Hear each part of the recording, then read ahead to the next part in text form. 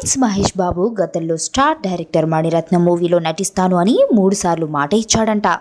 అయితే మణిరత్నంతో తను ఎప్పుడైతే కమిట్ అవుదామని చూస్తాడో ఆ సమయంలోనే మహేష్కి వరుస బ్లాక్ బస్టర్ పడటం, మణిరత్నం కంటే కమర్షియల్ పరంగా భారీ విజయాన్ని అందించే డైరెక్టర్స్ ప్రిన్స్తో కమిట్ అవ్వడం జరుగుతుంది. ఆ విధంగా ప్రిన్స్ మహేష్ ఇప్పటి వరకు మణిరత్నంకి 3 సార్లు షాక్ ఇచ్చాడు.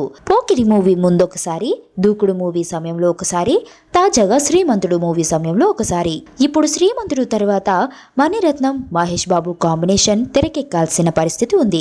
కానీ చివరి నిమిషంలో ఆ ప్రాజెక్టు అటకెక్కింది. దీంతో ఓకే బంగారం సినిమాతో మళ్లీ ఫామ్లోకి వచ్చిన మణిరత్నం గత కొద్ది రోజులుగా సైలెంట్గా ఉన్నాడు. ఇక మహేష్ బాబుతో పని కాదనుకున్న మణిరత్నం ఓ రొమాంటిక్ ఎంటర్టైనర్ కథని రెడీ చేసుకున్నాడు. ఆ కథని కార్తీకి చెప్పడం, కార్తీకి నచ్చడంతో ఈ ప్రాజెక్ట్ ఇప్పుడు సెట్స్ మీదకు వెళ్లడానికి రంగం సిద్ధం చేసుకుంటుంది.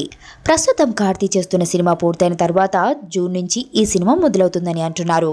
అయితే మణిరత్నం మాత్రం ప్రిన్స్ మహేష్ ఇచ్చిన షాక్ ని కోలీవుడ్ ఫిల్మ్ ఇండస్ట్రీలోని ప్రతి ఒక్కరికి చెబుతున్నాడట. కమిట్మెంట్ ఎందుకు తప్పుతారో అని ఫైర్ అవుతున్నట్టు తెలుస్తుంది. నా కూతుర్ని కిడ్నాప్ చేశారు రిషి. నా కూతుర్ని వెతికి పెట్టగలవా? ఎవరినో పెళ్లి చేసుకొని వెళ్ళిపోయింది. ఇప్పుడు వాళ్ళ కూతురు కిడ్నాప్ అయితే నీకేంట్రా? 2 months బ్యాక్ ఒక చిన్నపిల్ల కిడ్నాప్ అయిందండి. కిడ్నాపా? ఎప్పుడండి? మీరెవరు? నువ్వెవరు? ఎవరు మీరు? ఎక్కడో అమెరికా నుంచి వచ్చి